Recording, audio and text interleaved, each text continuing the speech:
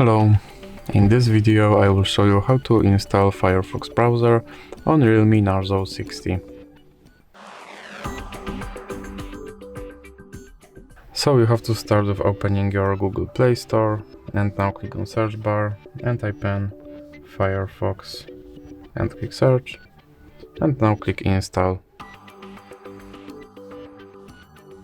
Now you can click open. And here you can make your Firefox your default browser, or you can click not now. Now you can try out the Firefox search widget, or you can click not now. Here you can sign in to quickly switch between devices, or you can click not now.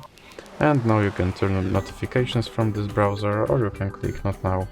And your Firefox browser is now installed and set up. So that's it for this video. If you liked it, please remember to leave a like and subscribe.